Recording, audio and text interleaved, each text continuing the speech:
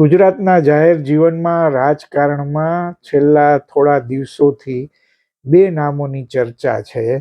ભાજપના ભવિષ્યના આ બંને ચહેરા બની શકે એવી શક્યતાઓ પણ જોવામાં આવી રહી છે અને બંને એક જ દિશામાં આગળ વધી શકે છે કે કેમ એની અટકળો પણ મંડાઈ ગઈ છે. આ બે નામ એટલે ગુજરાતના ઉપમુખ્યમંત્રી હર્ષ સંઘવી અને બીજા આનંદીબેન પટેલ, પૂર્વ મુખ્યમંત્રી ગુજરાત અને ઉત્તર પ્રદેશના અત્યારના વર્તમાન રાજ્યપાલની પુત્રી અનાર પટેલ કે જે ખોડલધામમાં સંગઠનના ચેરમેન બન્યા છે. આ બંને નામો બહુ ચર્ચામાં છે.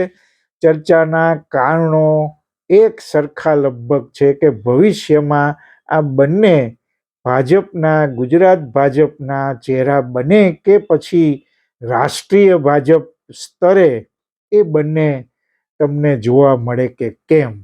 આ વિશે આજે વાત કરવી છે. બહુ ઇન્ટરેસ્ટિંગ વાત છે, એટલે છેલ્લે સુધી સાંભળજો અને આ કાર્યક્રમને જરૂર સબસ્ક્રાઇબ કરજો, શેર પણ કરજો ને બેલ આઇકન પણ જરૂર દબાવજો. હર્ષ સંઘવી અને અનાર પટેલ બે ઘટના તાજેતરની એવી છે, એના કારણે એ બંને વિશે ખાસી ચર્ચા શરૂ થઈ છે. હર્ષ સંઘવીને દાવોસ વર્લ્ડ ઇકોનોમિક ફોરમમાં મોકલવામાં આવ્યા અને ત્યાં એમણે ફાકોડું અંગ્રેજી બોલ્યા. એમણે દેશની, ગુજરાતના વિકાસની વાત કરી, અનેક લોકો સાથે બેઠકો કરી અને જેને કે છાકો પાડી દીધો એવું હર્ષ સંઘવીના વિશેના અહેવાલો જણાવે છે. અને બીજી ઘટના તાજેતરમાં જ ખોડલધામ કે લેઉવા પટેલોનું જે ધાર્મિક સ્થાન છે, આસ્થાનું, અને જેની સાથે બહુ મોટો વર્ગ જોડાયેલો છે, એના સંગઠનના ચેરમેન તરીકે અનાર પટેલની નિયુક્તિ થઈ અને અટકળો શરૂ થઈ કે હવે રાજકારણમાં ચોક્કસ આવશે. આજે આ બંને ચહેરા બંને યુવાન છે. એ બંને ચહેરાની વાત કરવી છે, વિગતવાર કરવી છે. 8 જાન્યુઆરી 1985 જન્મ છે હર્ષ સંઘવીનો, એટલે તમે ઉંમર કેવડી નાની છે. અને 25, 26, 27 વર્ષની ઉંમરે એ રાજકારણમાં આવી ગયા અને સતત 3 ટર્મથી સુરતની જે મજૂરા બેઠક છે એના ઉપરથી એ ચૂંટાય છે. પહેલી વાર 2012માં ચૂંટાણા, 2017 અને 2022, અને હવે 2027ની ચૂંટણી આવી રહી છે. સૌથી મહત્વની વાત એ છે કે દાવોસની વાત તો આપણે કરવી જ છે, પણ સૌથી મહત્વની વાત એ છે કે સતત એક્શન મોડમાં હોય છે એવું એમના વિશે કહેવામાં આવે છે. એનો પ્રવેશ ભાજપમાં બહુ તબક્કાવાર થયો છે. ભાજપની આ એક ખાસિયત પણ છે. બહુ ઓછા નેતાઓ એવા હોય છે કે સીધા હાઈજેક કરીને ઉપર મૂકવામાં આવે છે, પણ મોટા ભાગે બહુ નીચેથી ઉપર ભાજપના નેતાની પ્રગતિ હોય છે. એ હર્ષ સંઘવી છે એ ભાજપ યુવા મોરચામાં એમની એન્ટ્રી પહેલી વાર થઈ અને સામાન્ય કાર્યકર્તા તરીકે જોડાયા અને પછી એમની ધગસ અને એમનો ઉત્સાહ જોઈ એમનો પ્રગતિનો ગ્રાફ બહુ જલ્દી આગળ વધતો ગયો અને ભારતીય યુવા મોરચાના એ રાષ્ટ્રીય ઉપાધ્યક્ષ પણ બન્યા. અને પછી જે ટર્નિંગ પોઈન્ટ છે એમના જીવનના રાજકીય જીવનનો, 2012માં એમને પહેલી વાર ટિકિટ મળી. સૌથી યુવા ઉમેદવારોમાંના એક હતા. 27 વર્ષની ઉંમર, મજૂરા બેઠક ઉપરથી એ લડ્યા અને ધારાસભ્ય બન્યા, અને સૌથી નાના વયના ધારાસભ્ય પણ ખરા. 2012 પછી 2017માં પણ બહુ સારી લીડથી એની લીડ સતત વધતી ગઈ છે. એ બહુ મહત્વનું છે. અને મજાની વાત છે કે યુથ કનેક્ટ, એટલે યુવા પેઢી સાથે બહુ સારી રીતે કનેક્ટ થઈ શકે છે અને ડિજિટલ પ્રચાર એમનો બહુ જોરદાર હોય છે. એમનું ફેસબુક અને ઓનલાઈન પ્લેટફોર્મ પણ એમને ત્યારે શરૂ કરેલું 2012માં જ્યારે ચૂંટણી લડી ત્યારની આ વાત છે. યુવાનોની એક મોટી ફોજ પણ હતી. ડોર ટુ ડોર એમનો પ્રચાર થતો હતો અને પોતે ગ્લેમરસ કે બહુ એવા નેતા નથી, પણ એક સામાન્ય આમ આદમીનો ચહેરો છે અને સાયકલ ઉપર પણ એમણે પ્રચાર એ વખતે કરેલો. અને ત્યારે મજૂરા જે સુરતનો પોષ વિસ્તાર ગણે છે એટલે એના કારણે એ આકર્ષણનું કેન્દ્ર પણ બન્યા હતા. અને એમનું એક સરસ મજાનું કેમ્પેન હતું આઈ એમ હર્ષ, એમ કરીને એમણે વ્યક્તિગત રીતે મતદારો સાથે જોડાવાનો પ્રયત્ન પણ કરેલો. અને ચૂંટણી પહેલા દરમિયાન સુરતમાં મેરેથોન ને સ્પોર્ટ્સ ઇવેન્ટ્સ ને એવા ઘણું બધું એમનું આયોજન હતું. એના કારણે યુવા પેઢી એમની સાથે જોડાઈ.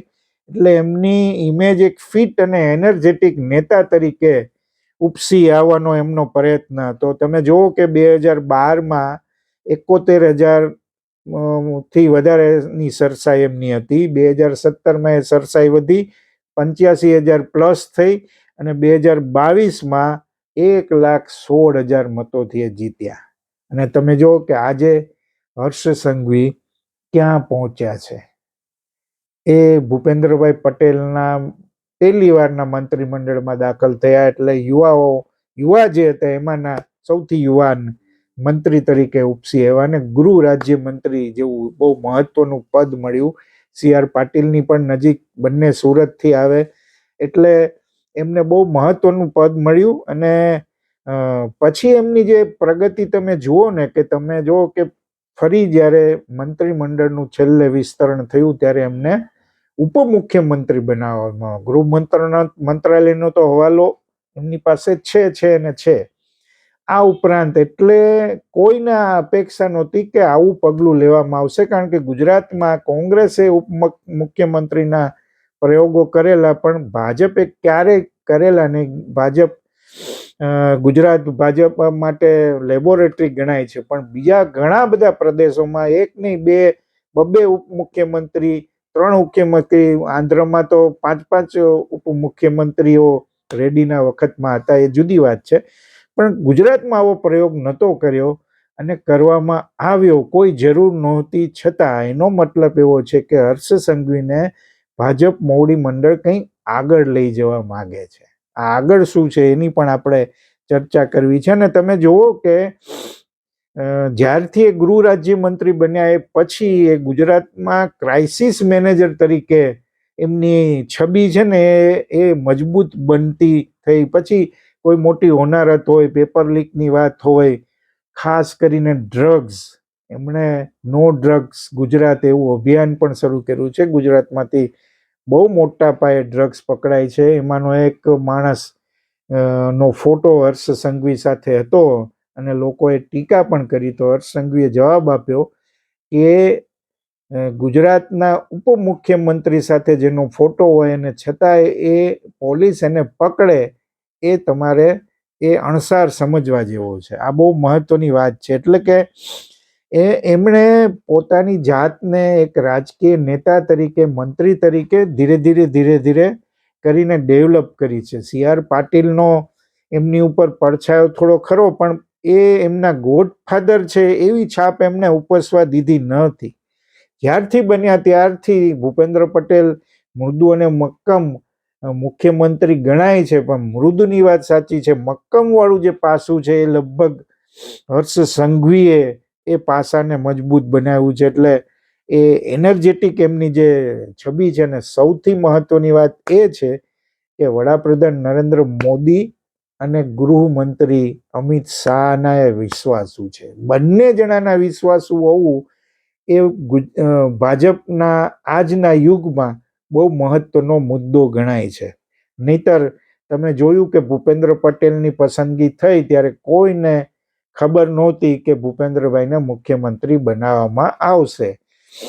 ભલે ઉપલા લેવલે નક્કી થયું હોય, કઈ રીતે નક્કી થયું એમાં આપણે પડવું નથી, પણ ભૂપેન્દ્રભાઈ આનંદીબેનના માણસ છે એવી એમની છાપ વર્ષોથી રહી છે.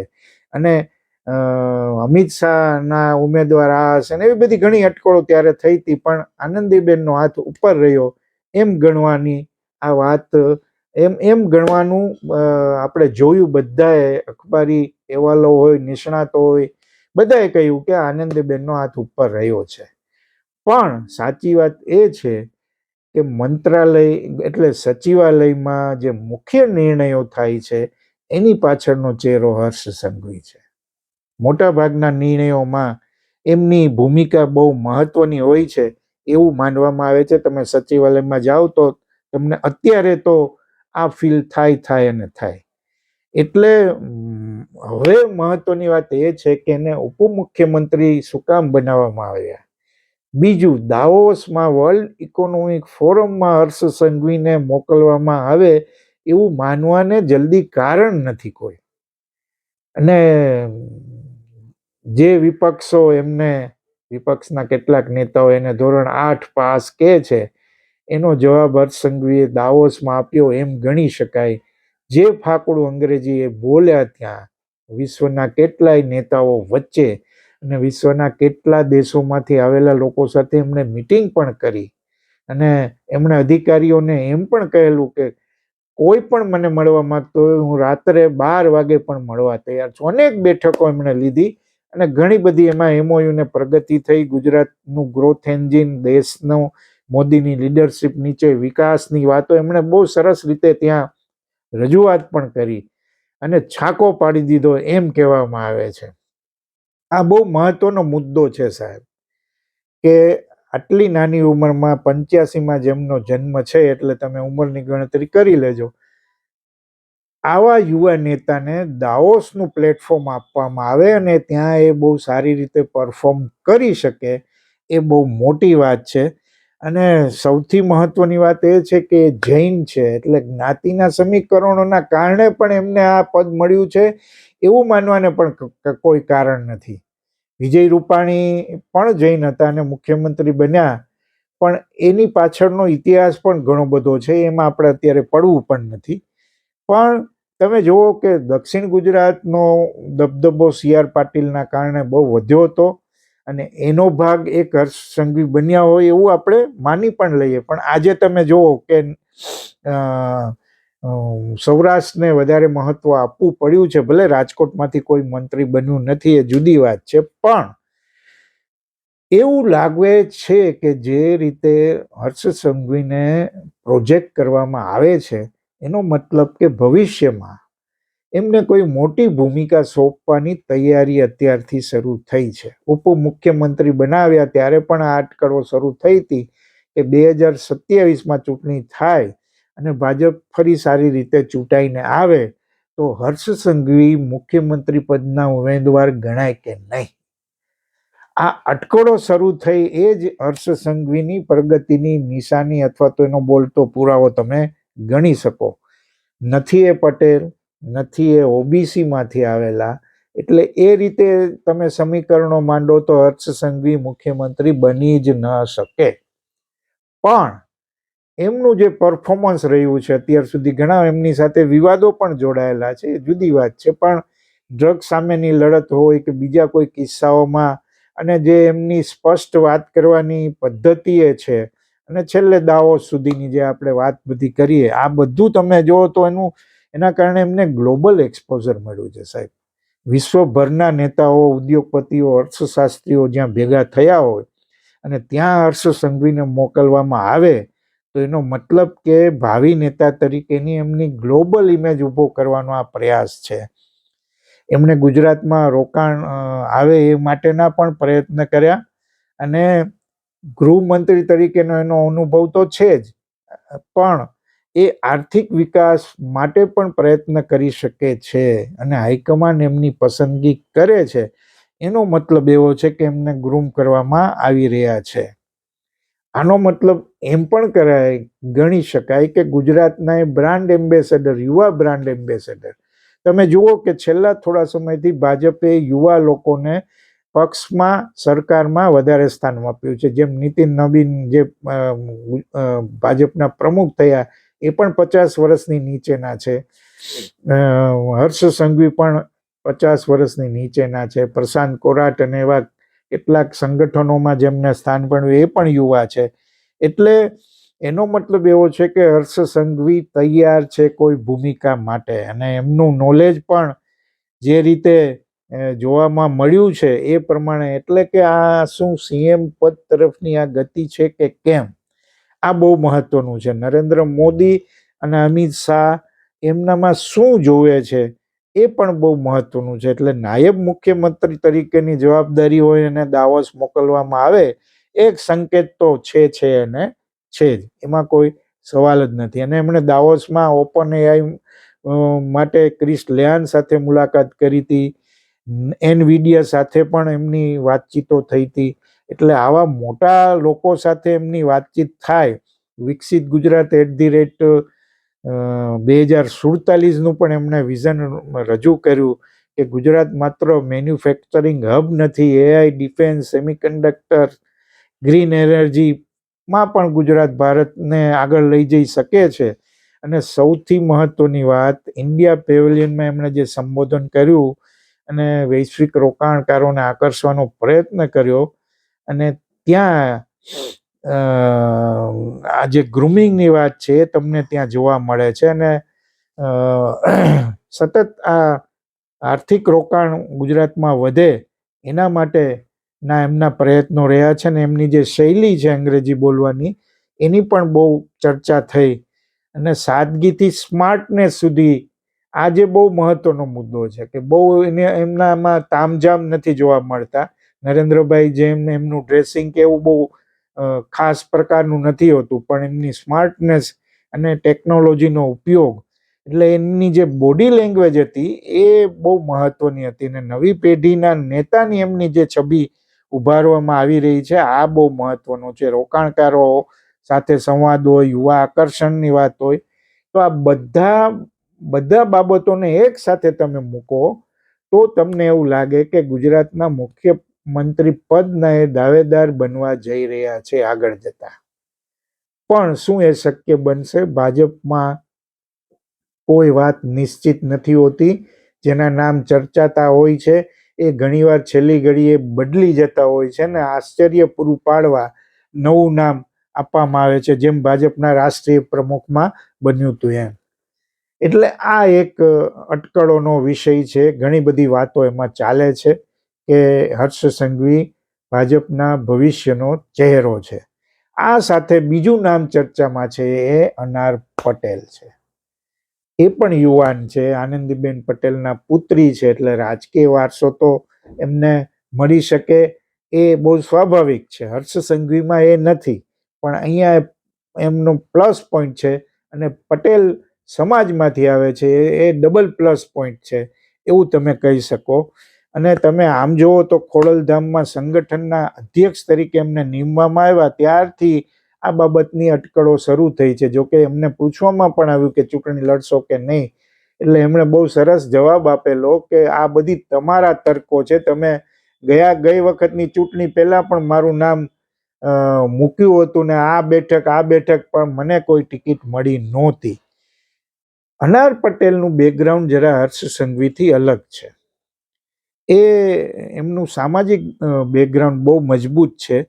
ક્રાફ્ટ રૂટ્સ નામનું એક એમનું સંસ્થા છે, અને એમાં એ ગુજરાતના જે હસ્તકલાના કારીગરો છે એમને વૈશ્વિક સ્તરે ઓળખ મળે એ માટે એ પ્રયત્ન કરે છે. અને 21 રાજ્યોના લગભગ 35,000થી વધારે કારીગરો આ પ્લેટફોર્મ સાથે જોડાયેલા છે. અને એમની સંસ્થા છે ગ્રામશ્રી, એ બધા આપણે ઓળખીએ છીએ. અને મહિલા સશક્તિકરણ માટે એ કામ કરે છે, ને એમાં આખા ગુજરાતમાં એ ફરતા રહેતા હોય છે.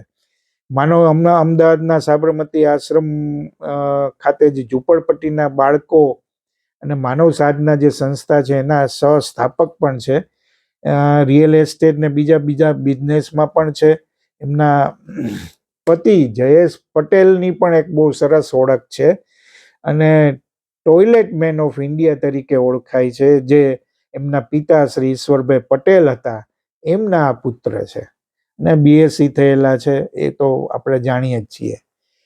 અલબત્ત એમની સાથે પણ કેટલાક વિવાદ જોડાયેલા હતા. ગીરમાં જમીનનો એમના બિઝનેસ પાર્ટનર તરીકે એક બાબત બહુ ચર્ચામાં હતી, ને એમણે એ આરોપ નકારી કાઢ્યો હતો.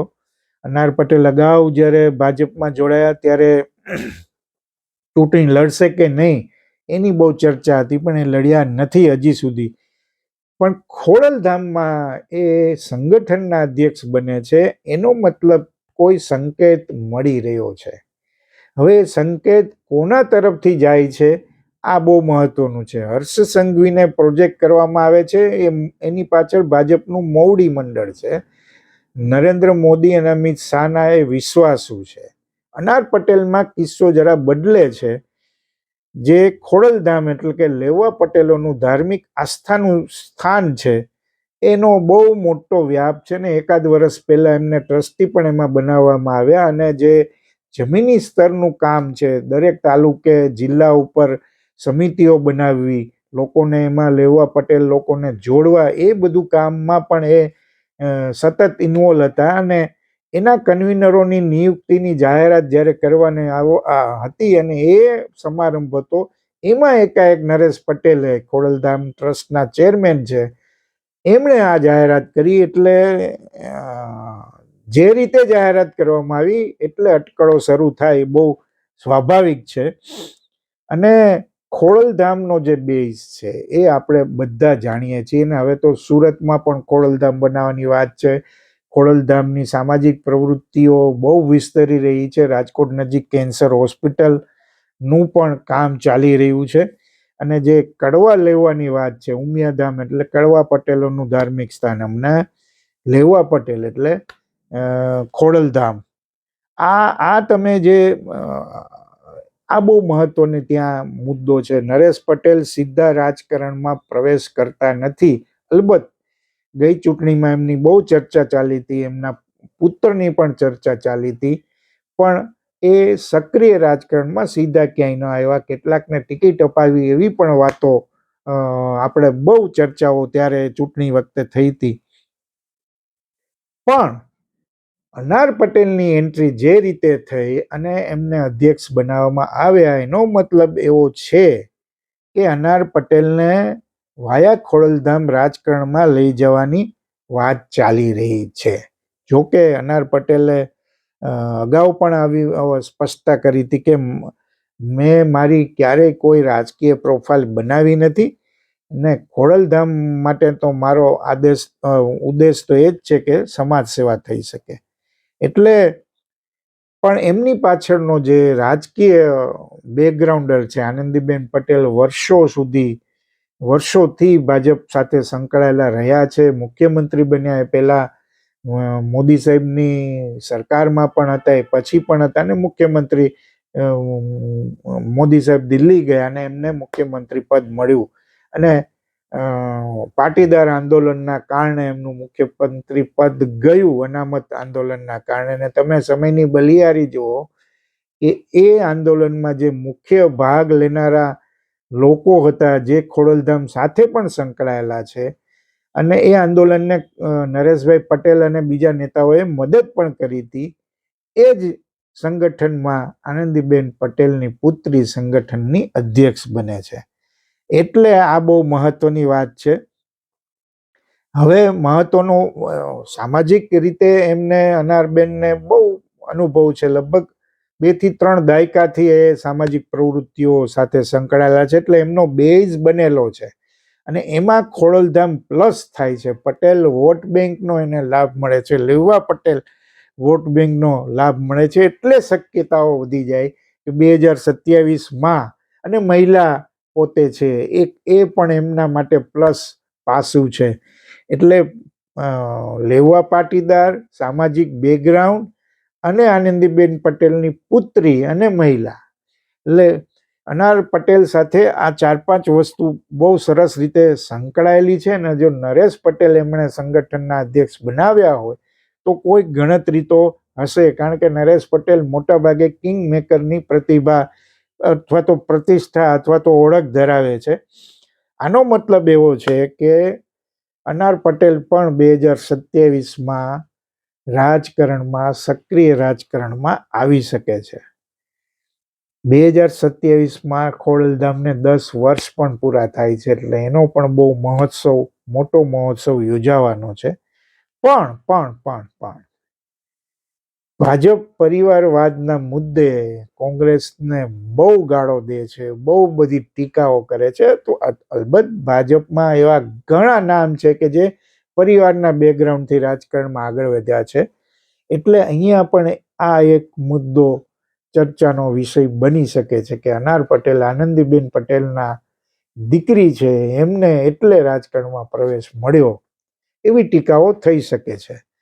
પણ ભાજપ જો એકવાર નક્કી કરે કે આ ચહેરાને આગળ લઈ જવો છે તો પછી એવી બધી પરિવારવાદની વાત બહુ આવતી નથી.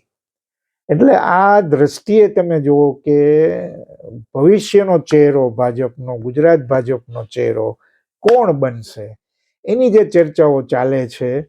કારણ કે આમ જુઓ તો બીજા કોઈ એવા મોટા ચહેરા નથી, પીઢ ચહેરાઓનો અભાવ છે, જેમ કોંગ્રેસમાં તો છે જ નહીં, મુશ્કેલી છે. બીજું કે આપમાં જે ગોપાલ ઇટાલિયા સૌરાષ્ટ્રમાં જે રીતે એનો દબદબો વધી રહ્યો છે, દક્ષિણ ગુજરાતમાં પણ ખરો, અને જે લડાયક સ્વભાવથી એ ભાજપની સરકારને પડકાર ફેંકી રહ્યા છે, એવો ચહેરો ભાજપમાં દેખાતો નથી. તો શું અનાર પટેલ એ વિકલ્પ રૂપે પણ એને ભાજપનું મોવડી મંડળ જોઈ શકે છે, અથવા તો લેવા પટેલની નેતાગીરી તરીકે પણ એને જોઈ શકાય કે કેમ?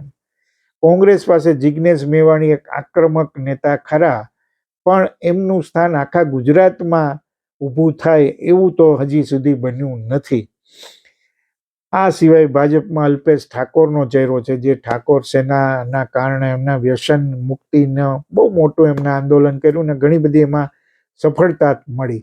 પણ આખા ગુજરાતને અપીલ કરે એવા ચહેરાઓ કોંગ્રેસ પાસે કે આપ પાસે નથી.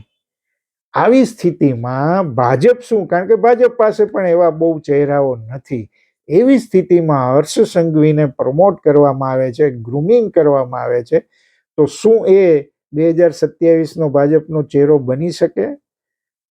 અથવા તો અનાર પટેલને ખોડલધામના અધ્યક્ષ બનાવ્યા પછી એ સક્રિય રાજકારણમાં આવી અને એમની ઉર્ધ્વગતિ શરૂ થાય એવું બની શકે ખરું?